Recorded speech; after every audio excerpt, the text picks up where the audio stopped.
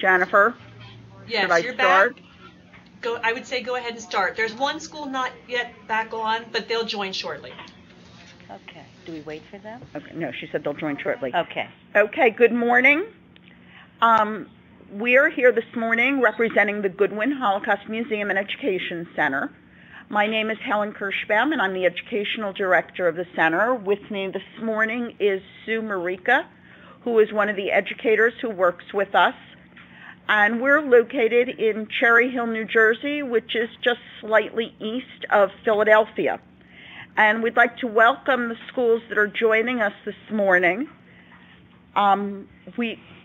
And ask you to introduce yourselves. So Cornell High School, are you there? And can you tell us who's in the room with you and where you're located?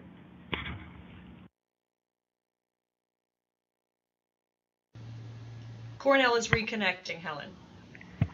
Okay, then Catasauqua High School, we'd like to ask you to introduce yourself. Tell us who's in the room with you and where you're located.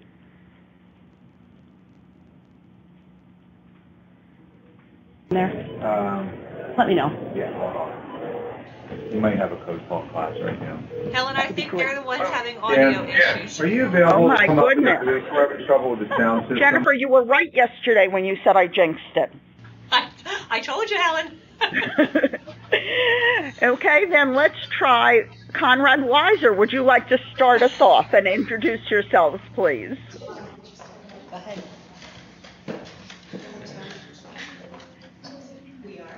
We are 10th grade students in Conway Weisel High School in Robertsonia, Pennsylvania. I'm sorry, we're having difficulty hearing you. Is it possible for someone to get closer to the mic? Or raise the volume? Go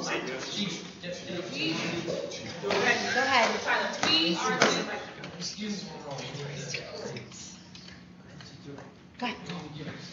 We are 10th grade students from Conway Weisel High School in Robertsonia, Pennsylvania.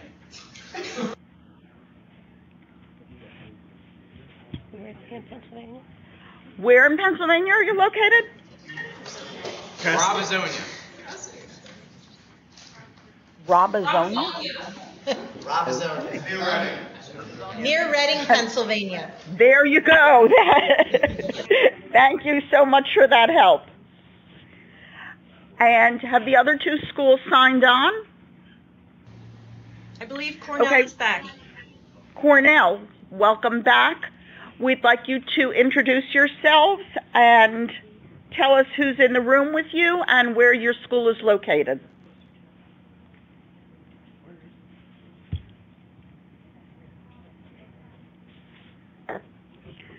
Seems to be working well. Okay, we are broadcasting this morning from Sterling High School, and I'm going to ask them to introduce themselves. Hi. Can everybody hear me? Let's see. Where's the microphone? Over here near me. Can everybody hear me now? I don't know that everybody can hear. I don't hear. I can't tell anything. Hi, guys. Yes, I'm we Mrs. can hear you. Dunn, and I'm here with my senior English class from Sterling High School in Somerdale, New Jersey. So there they are. Okay, thank you very much. I think we are having some technical difficulties. Hopefully you can still hear us and we can hear you, and the other schools will be able to connect shortly. We're very happy to be partnering with Sterling High School, the New Jersey Commission on Holocaust Education, and Magpie. And I'd like to remind you that Magpie is recording today's program. Today we're here because we would like to take the opportunity to discuss with you the book Night, written by Elie Weisel, and Sue is going to lead that conversation, and hopefully you will be able to join in at certain points. So, Ms. Marica, why don't you start us off? Can they see us? Good morning. First of all, to begin with, this is one of my real passions, is to be able to have the opportunity to talk about the book Night, and especially about the life of Elie Weisel. For those of you, I hope that most of you have read the book. And Elie Wiesel, show the picture. Oh, you can't show the picture. Elie Wiesel, knowing about his background, after the war and after he was liberated, he did take a vow of silence for 10 years and refused to even talk about what he had gone through. His book is really categorized as a memoir. However, a couple of the facts in that book were changed. For instance, the part of his body that was broken, the name of his father. So it really fits in the category a little bit. We're calling it a memoir or an autobiography, but it was rejected by 15 publishers in the late 1950s. It became the most popular when Oprah went to Auschwitz with him in the year of 2006. It stayed on the bestseller list for 80 weeks after that visit to Auschwitz. And I hope if you have an opportunity, you can see that on video. This was written, he published it in 1958. The first book that was published about the Holocaust was The Diary of Anne Frank, which was our first exposure to what had happened during the Holocaust. And then he says, Weisel says himself, that this is where Anne Frank's book ends and mine begins. Today the structure will be that we will show, if we have the opportunity, we might show you some pictures if we can. I did have the opportunity to go to Auschwitz about 10 years ago, and I was able to take a tour of the camp and to go to Auschwitz-Birkenau. You will also see actual photographs of what I have taken when I was there, and I think that speaks very loudly. But I'd like to start with the first important quote. And it says, and this is a very famous quote, "For the dead and the living, we must bear witness." And I think that really explains why Elie Wiesel wrote his book and published it, so that we will never forget the horrors of the Holocaust. As we go through the pictures, what I'll do afterwards is I will pose some questions to you, and I'll give each school an opportunity to respond. If we can continue with some of the photographs. Just as a little bit of a background, Elie Wiesel was born in 1928 in Transylvania, and he grew up in a very religious home and a very tight Jewish community. He had 3 sisters, 2 older and 1 younger. His sister Zipporah and his mother were cremated at Auschwitz. Once him and his father were separated, he never saw his mother or sisters ever again.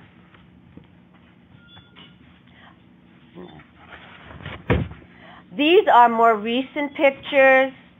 Elie Wiesel today, besides being a very renowned speaker, he teaches at Boston University. I've had the opportunity to see him in Cherry Hill, New Jersey. He's come here a couple times to speak, and I saw him in Washington, D.C. also. And his message, he does not dwell on what happened to him in the camps like he did in the book. His message is that we should never forget, as a tribute to all the victims of the Holocaust. Now we'll take a look at Auschwitz I. Auschwitz is broken into Auschwitz I and Auschwitz-Birkenau.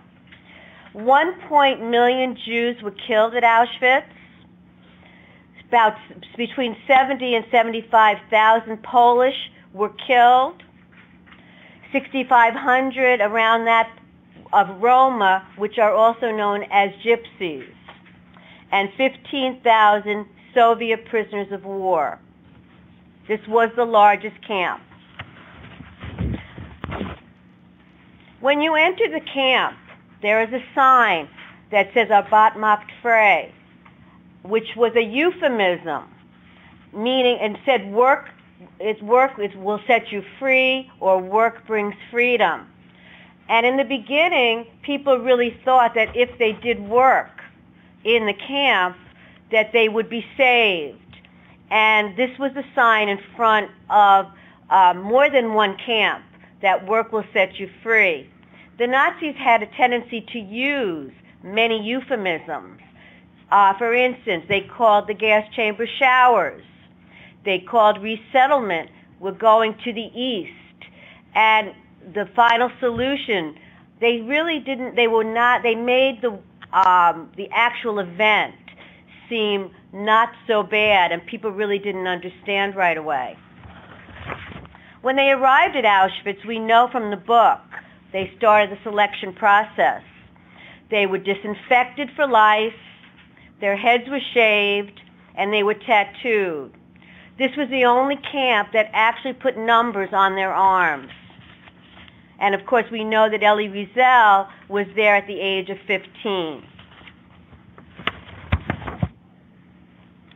Originally, this was established, these were the barracks, and they were established mainly as military barracks. Now, people will say, well, why didn't they try to escape? There are many reasons, and one of which is that it was double layered with electrified barbed wire. There were dogs. They would be shot on the spot. So, and if you tried to escape, they would take it out on some of the other prisoners. When you lined up for roll call, if there were any missing prisoners, they would take the roll call, and if there was somebody missing, they would shoot somebody else in their place. You can see here there were signs all over Auschwitz, even today, that say halt, and it shows that they couldn't go any further. They had to stop, line up, and they were interrogated by the Nazis. This is crematorium number 1, and you'll see a better picture next. But the crematoriums were built with the gas chambers, and they used something called Zyklon B, which was an inexpensive insecticide that they put through and combined with carbon monoxide. And you'll see the residue on the walls today at Auschwitz of where that gas came through. There is a canister of gas. This is the entrance to the crematorium. Many books, Holocaust books, will talk about lining up and being sent to what they thought they were going to the showers. They would say we're going to the showers, and some people did not know what was ahead. And the gas chambers actually looked, there were shower heads. And the Nazis played games with them many times, and sometimes they would really put on a shower, and other times it would be gas, and they never knew what was going to happen. This is what the Zyklon B looks like. They are just little pellets. It's odorless. They put it right through. You can see in the next picture. They put it right through the ceiling. That blue residue is what's left over as was piped in through the walls. This is what's left over on the walls. You can see that today. The crematorium, which were built, was to dispose of the bodies. They built them because they really had so many bodies of people that were killed that they had to have a way of disposing the bodies. They were just taking up too much room. They used to put them on carts and throw them into ditches. And they ran out of room, and they built the crematorium as a efficient way of getting rid of victims' bodies. Buna was where he was sent, Elie Wiesel, and that was a work camp. And if you remember that in order to go to a work camp, which they thought would really save them, they would take blood from their fingers and put it on their cheeks so that they would look healthy. The younger you were, the more likely you could be sent to Buna or to a labor camp as opposed to the death camp. And unfortunately, they worked so hard, they didn't eat, they were mistreated, that many of them were killed there anyway, even though it was a work camp. In most cases, they built ammunition or things for the Nazis. Some people made boots for them. Some people made armory, bullets, anything. They had different jobs for them. But the selection process, the healthier you were, the more likely you would go to a labor camp. Auschwitz, too, was Birkenau, and that was the biggest part of the camp. And by the time we reached to the nearer to the end of the Holocaust, 100,000 prisoners were sent there daily. That's how many. The train tracks go right into Auschwitz, and it was put in Poland with all the other death camps so that people in Germany did not know they said they did not know what was going on, and people in Poland, they put it in remote places. This is what Auschwitz-Birkenau looks like today. All it is barbed wire fences, watchtowers where the Nazis stayed, where they could watch the prisoners, and the barracks. This is the entrance to Birkenau. Different entrance to Birkenau than it was to Auschwitz I. Auschwitz I, because it says work will set you free, people in the very beginning of the Holocaust really did not realize they were going to die there. Now, at the end, when they knew that it was getting close to liberation, the Nazis very quickly tried to move people, and they took them on what we call death marches. And many people died on those death marches. But they sent, I know Elie Wiesel and others went to Buchenwald, which was a concentration camp. This picture is one of the most famous Holocaust pictures, and the picture where I have the arrow is actually a picture of Elie Wiesel in his bunk at Buchenwald. And before we go into questions, I would like to share one of the quotes from his book that I think really summarizes him and what he was feeling. Never shall I forget that night, the first night in camp, which has turned my life into one long night, 7 times cursed and 7 times sealed. Never shall I forget that smoke. Never shall I forget the little faces of the children whose bodies I saw turned into wreaths of smoke beneath a silent blue sky. Never shall I forget those flames which consumed my faith forever. Never shall I forget that nocturnal silence which deprived me for all eternity of the desire to live. Never shall I forget those moments which murdered my God and my soul and turned my dreams to dust. Never shall I forget these things, even if I am condemned to live as long as God himself. Never. And I will end with, if you could just show a picture first. On the last page is a picture. I had gone to some other camps, and at the Camp Majdanek, these are actual shoes of victims, of prisoners, starting from baby shoes all the way up to adults. And it left such an impact on me, the smell, the look of it, and I found a quote that I think is very appropriate. We are the shoes. We are the last witnesses. We are the shoes from grandchildren and grandfathers from Prague, Paris, and Amsterdam. And because we are only made of fabric and leather and not of blood and flesh, each one of us avoided the hellfire. And I'm going to end my lecture part of this at this point, and I will be glad to answer lots of questions. I'll give you an opportunity to ask questions, and I am going to pose some questions to you, hoping that they're not questions, literal recall questions. They're going to be questions that make you think a little bit about what you can do and what your opportunities are to make sure that nothing like this ever happens again.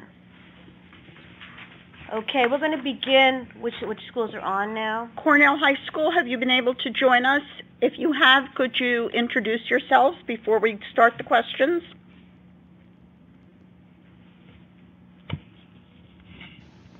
Helen, I believe Cornell is on, but they're having audio issues, and so they're going to text me their questions via Skype, which I will relay to you. So give them just a second to kind of catch up with us, maybe move on to Conrad Weiser. Has Catasauqua been able to join us? I don't believe so. There is another school connected, but they're having... Okay, this is Catasauqua. We'll be with you shortly. Oh, great. Okay. So, did you want them to ask you questions first? I could start with, are there any questions that you would like to pose to me? Conrad Weiser, it seems like you're going to start us off. Okay, Mark, nice and loud. Do you feel as if the book impacted your life? If so, how and why? Say that. What does it say? I can't. I'm sorry, we need you to repeat that for us. Louder. Do you feel as if the book impacted your life? If so, how and why? Do I feel? Thank you. Do you feel that the book impacted your life, and if so, why? There's no question that any book that I have read or of a survivor or seen an actual survivor has a tremendous impact, and you realize how sacred life is and how important it is to speak up about the injustices, because we see it happening still around the world, and people are still silent. And I think if we had spoken up, we could have prevented the lost lives of 6 million Jews and 5 million other people. But yes, I think, and going to Auschwitz itself or going to the concentration camps definitely left an impact on me. Thank you. That was a good question. Thank you. Sterling, do you have any questions that you would like to ask? Anyone? I'm going to pose a question, if you wouldn't mind, Okay. to Sterling. Why do you think it's important to learn about and remember the Holocaust? And what are the lessons that you learn from learning this topic, and how does it apply to today? That's a lot of different parts to it. Anybody want to try and answer? Oh, good. Yes. I think learning about the past of the Holocaust definitely affects certain parts of anybody's society, from family members, if you have family members such as little kids, and to really appreciate your family and your culture. We're barely able to hear you, so I'm guessing they're not here. You get to appreciate your family better, which I agree with you.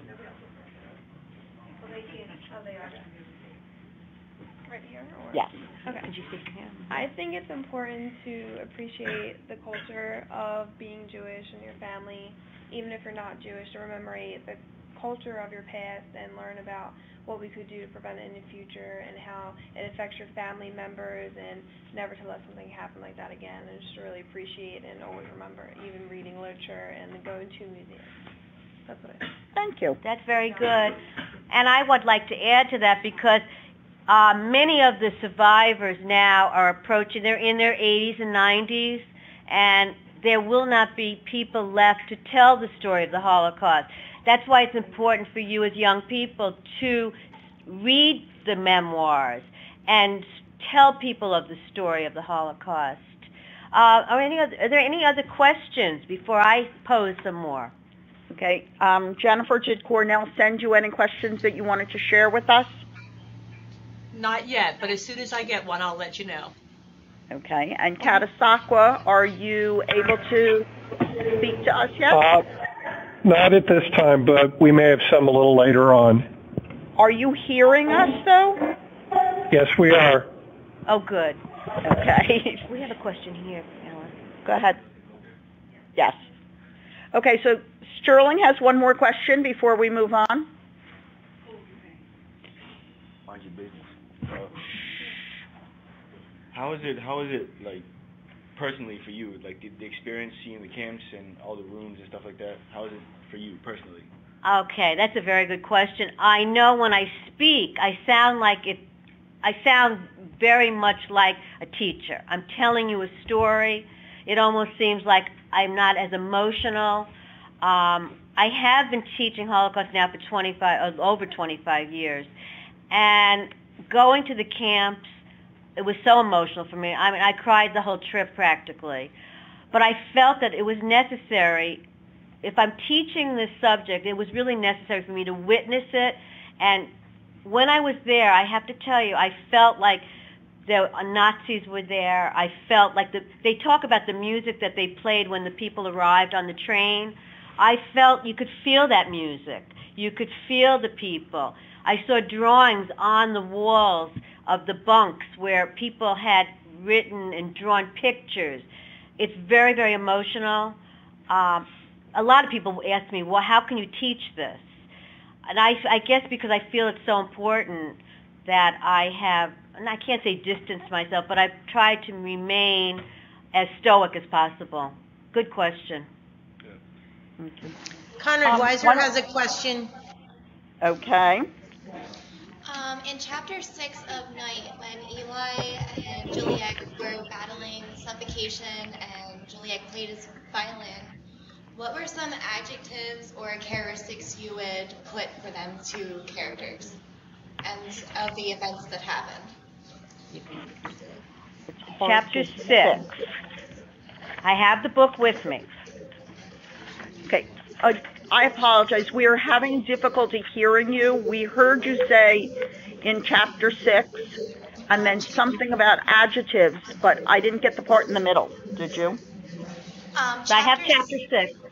Chapter 6, where Elie and Juliet were battling suffocation, and Juliet played his violin, and he played the Beethoven song that he knew wasn't allowed to be played. What would be the adjectives or characteristics you would play or you would put for them two characters? Well, I think that he does a much better job than I do. When I look at this chapter, first of all, his description here of everything around me was dancing, a dance of death. Not a cry of distress, not a groan, nothing but a mass agony in silence. No one asked anyone else for help. You died because you had to die. I mean, I think that Elie Wiesel does a lot better job than I do. I think the whole book, through his use of metaphors and similes and figurative language, like wild beasts of prey with animal hatred in their eyes, to me that describes the Nazi party that are there. An extraordinary vitality, it sees them sharpening their teeth and nails, and then of course we have the dogs in there as well. But I think that's a very powerful chapter, by the way. But thank you for that question. Thank you. Okay. Do you want to pose a question? I'd like to pose another question. We're going to start to bring it a little bit to present day. Who am I asking it to? Anybody? Well, we're going to Actually, try. before you do that, I do have a question for Cornell, from Cornell. Okay. If you good. want me to, yeah. The ahead. question from Cornell is, when you went to Auschwitz, did you make any connections between the camp and the book? Oh, absolutely. It was the book. When I went, I thought of all of the books I had read, as well as the survivors that I have met that had survived Auschwitz. And I looked at the bunks, I looked at the showers. I said, I don't even know how they had the fortitude to go through that. How do you not lose hope? How do you maintain calm in that situation? I mean, many people did kill themselves, I know. Many died from just heartbreak when they saw another family member die. But I just couldn't, you identify much more with it. And then I watched the Oprah and Elie Weisel when they went together in 2006. And, of course, I was reliving the same thing all over again. Thank you. Thank you. Thank you. Now I'd like to pose a question about today. And I'm thinking more about what we can do. Like, in what ways can we speak out today to bring our attention to the world of the human rights issues that are taking place all over the world today? We know we have problems all over the world of people being abused and whether people speak up. What can we do as either a student population or as the United States, but what can we do globally? Conrad Weiser, why don't you start us off?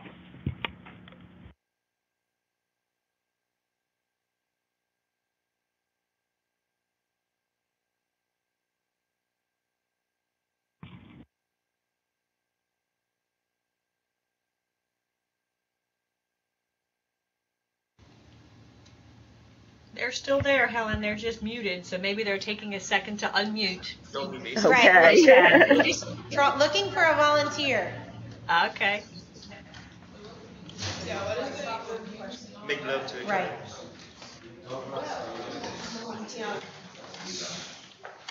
This is hard. Don't be racist.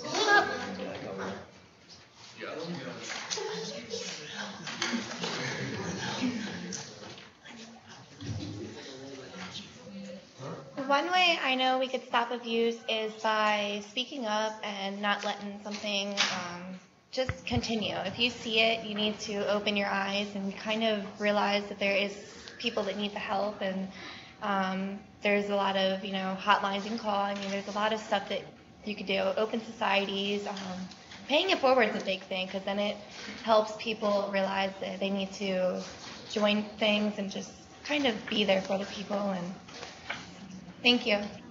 Thank you. Thank you. Did somebody from Sterling anybody have a comment on that, what we can do? Maybe you could relate it to our new bullying law. In New Jersey has a bullying law,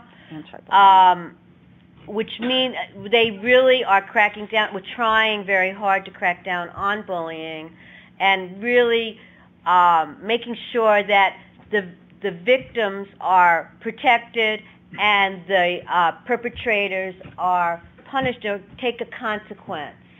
How does this relate to bullying?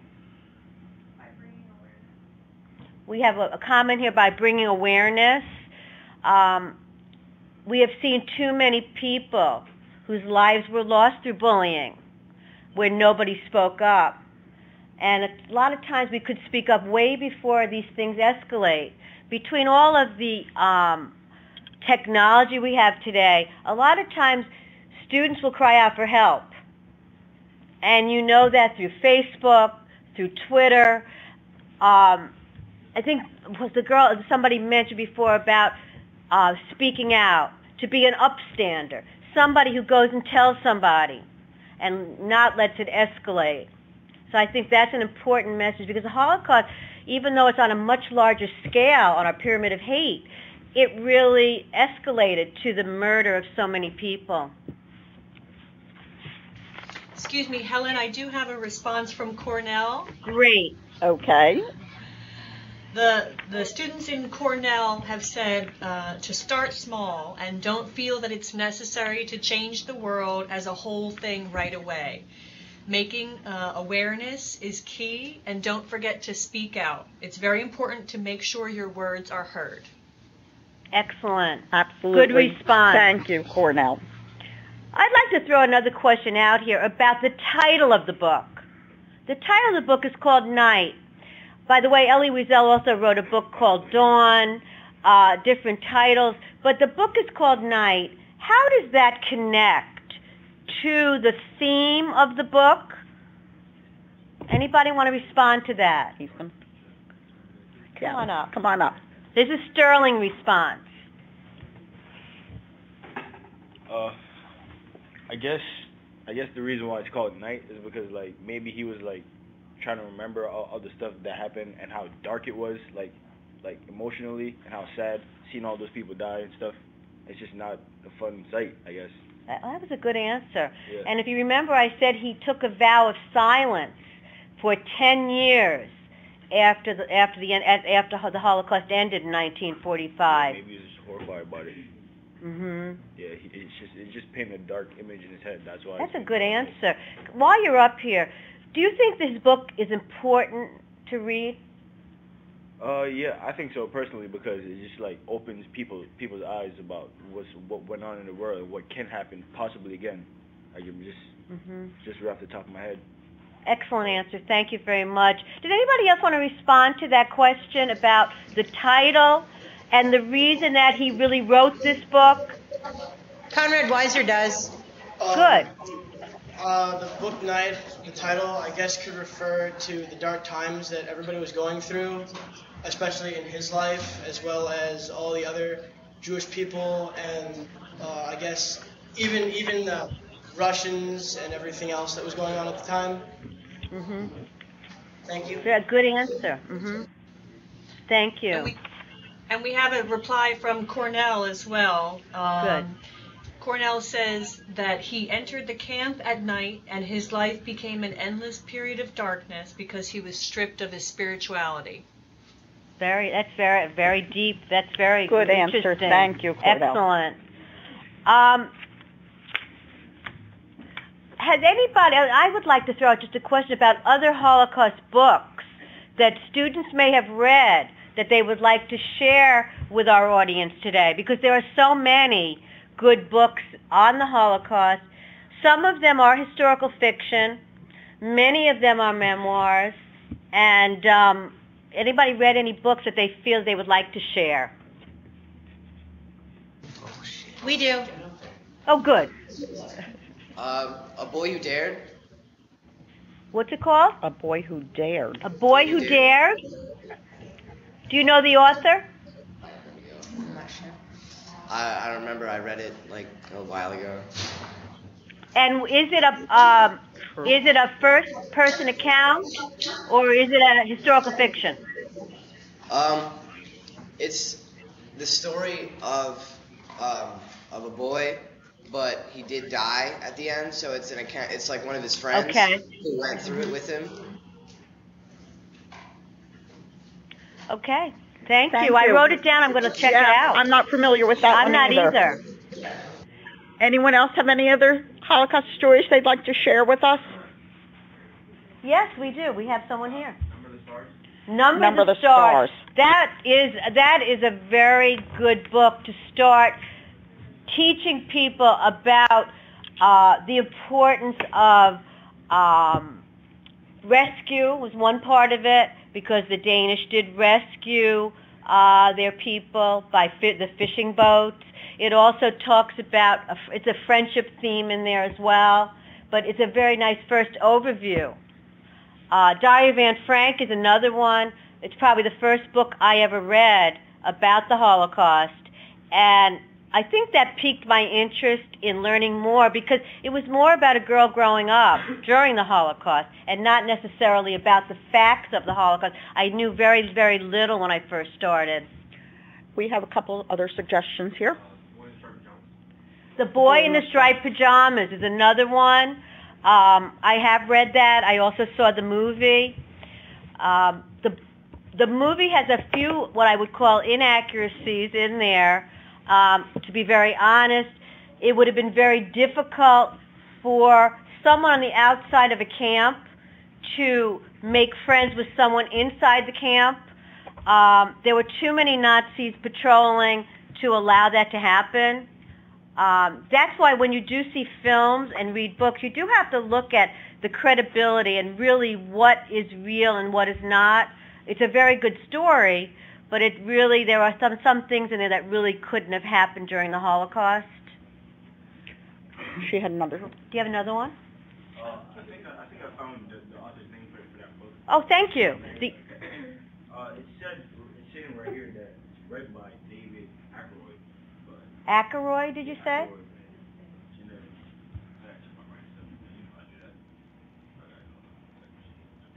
He's checking to see the author of that book, The Boy Who Dared. I'm not sure. It says read by. That may be the audio of it. What was the other one that you wanted to suggest?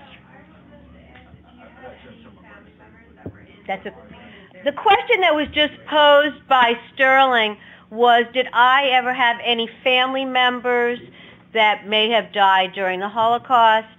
I don't know if I did, but I would assume, because my family did come from Europe, that there had to be some family members that did perish. I don't know of any. I've done family histories, and I have not seen, it could be cousins, removed family members.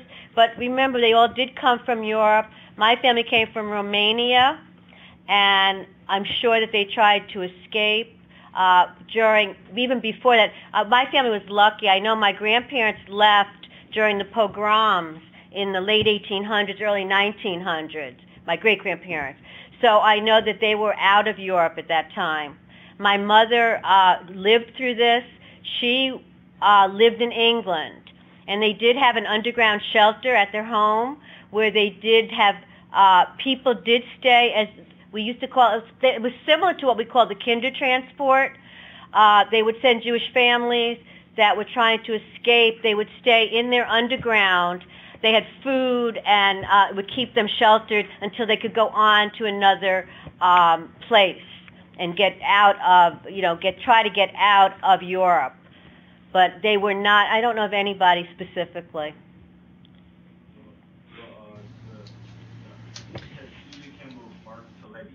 Toletti? Mark Toletti? Okay, thank you. One of the books that I'd like to suggest, to see a different perspective, there is a former Hitler Youth member. His name was, I just went blank. The Heil Hitler one. I don't remember it. There is one. It's called Parallel Journeys. Parallel Journeys is a book that is written by a former Hitler Youth member and a Holocaust survivor.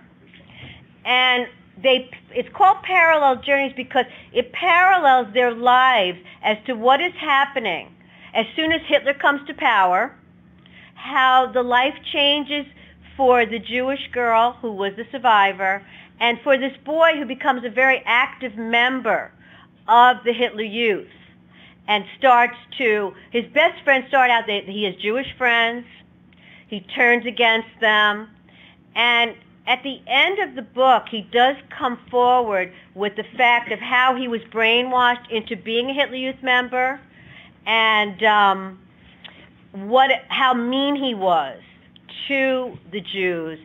He's not saying he's sorry as much as he is telling what happened through his lifetime. It's called Parallel Journeys, and there's also a movie, a documentary that's very powerful called Heil Hitler, Confessions of a Hitler Youth. And if I could remember his name, but I'm sure you could look that up, and it's very interesting to see a different perspective of the Holocaust besides the victim, to hear somebody who was a perpetrator and how they feel. Excuse are there me, any Helen? more? Yeah. Oh, I'm sorry. I just wanted to answer for Cornell that they have some books that they have read. Great. Okay. Is that okay? So Absolutely. at Cornell, wonderful. And they say at Cornell we have read Dawn, The Book Thief, Sarah's Key, Between Shades of Grey, and The Zookeeper's Wife. And they've also read the comic book Mouse. Wow. Which they've read, which is about the Holocaust. So they just wanted to chime in there. Those are some very, very powerful books. Sarah's Key deals with the French during the Holocaust, the Roundup. The Zookeeper's Wife is a true story. Mouse is an interesting way of teaching the Holocaust. It is in comic book form, although very serious, very well done. The Book Thief is a first-person book that I found one of the most interesting books I had ever read. Very, very different, but it's a very, very good read. Thank you for sharing those. Those were good ones. Yeah, Cornell, you seem to have a wonderful selection. We'd like to also suggest Salvage Pages. Might be a good one to add to your list. It was written by Alexandra Zapruder, and I think you'll find that one to be really interesting also. And, of course, as films go, there are many good films to see as well. And as I said, you just have to be careful with what's fact and what is fiction. Schindler's List is probably the most accurate to historical, as far as factual information. The Holocaust Museum in Washington says that it's probably the one that has it's most accurate historically. Mm-hmm. Have you ever seen the movie The Pianist? Yes, I have. Yes. The Pianist is really, that's also a very powerful movie. That one I think is quite accurate. Movies like Life is Beautiful may not be as accurate. You have to look at the content, but yes, The Pianist is a wonderful movie. Thank you. Go ahead.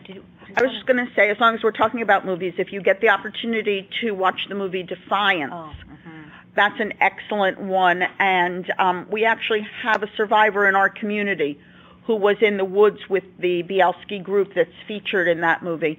And she also has said how accurate and realistic that one is. So that's an excellent one to suggest. I'm not sure how realistic it is, but Swing Kids?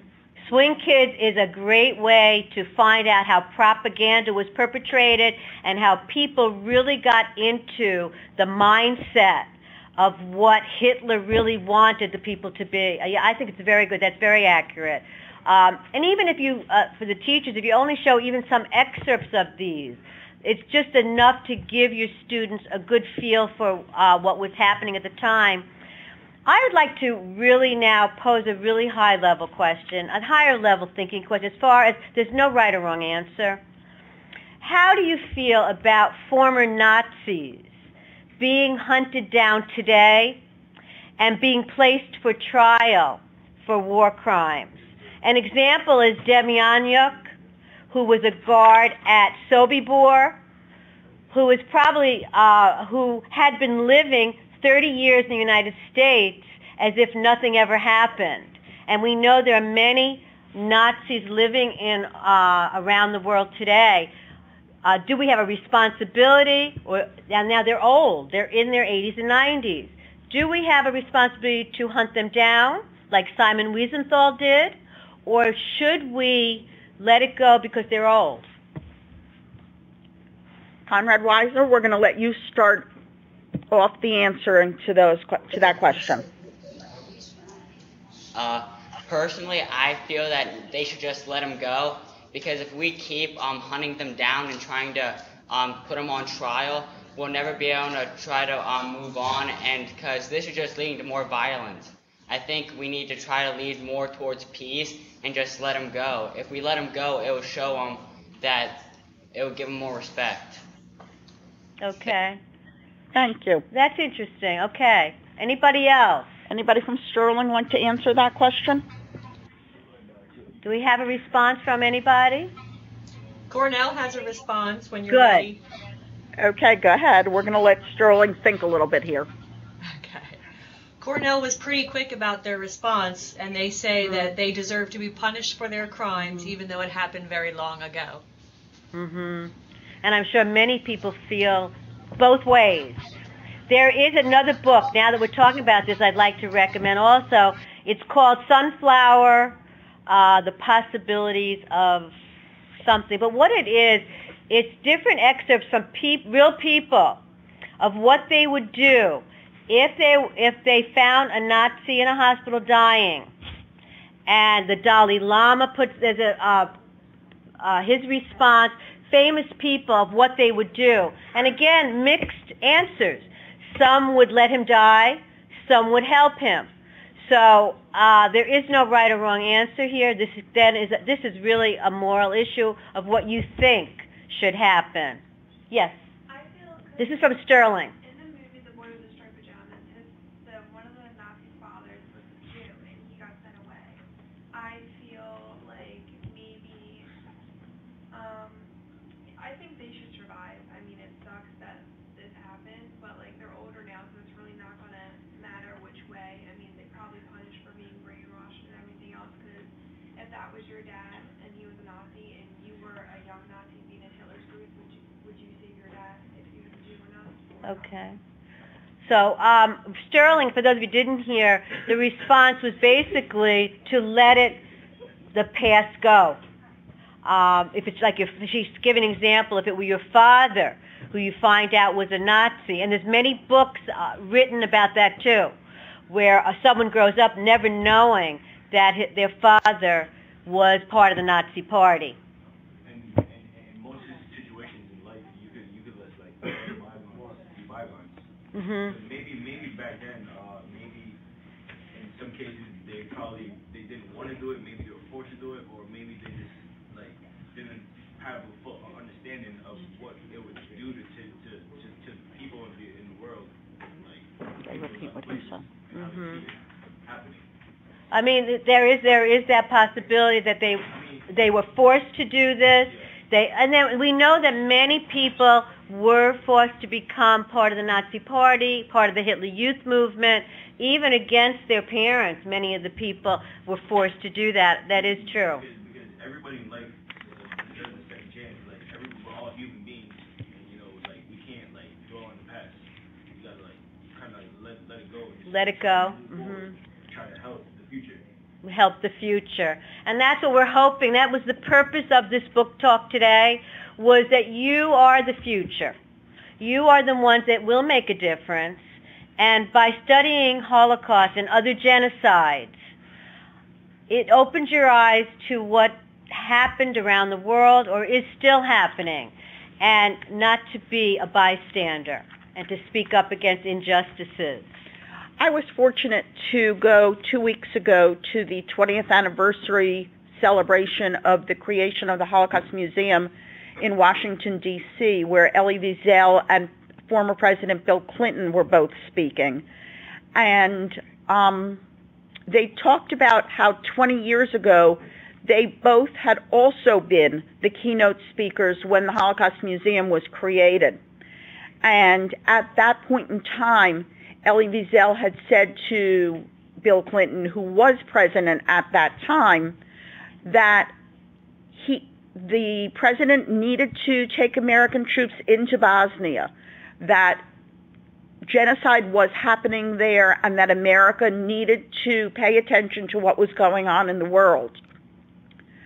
And that was his way of speaking up. This is not a study of just the history of what happened during the Holocaust, but a study that we need to be aware of what's going on in the world around us, in our communities, in our schools. And President Clinton, former President Clinton, called the Holocaust Museum the conscience of the nation, because it teaches us lessons and brings up issues that need to be thought through and make us aware that we need to help people who are being treated unfairly because of their race, their religion, or in your school it could be because they're wearing the wrong sneakers. You need to not stand by and watch other people being treated unfairly. As we've said so many times, we need all of you to be upstanders rather than bystanders in your world.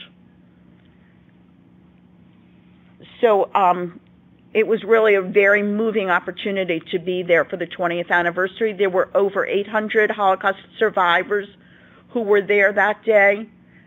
And it seemed like an amazing number until one of the survivors I was with said to me, "But Helen, there were 20,000 Holocaust survivors here on the day that the museum opened."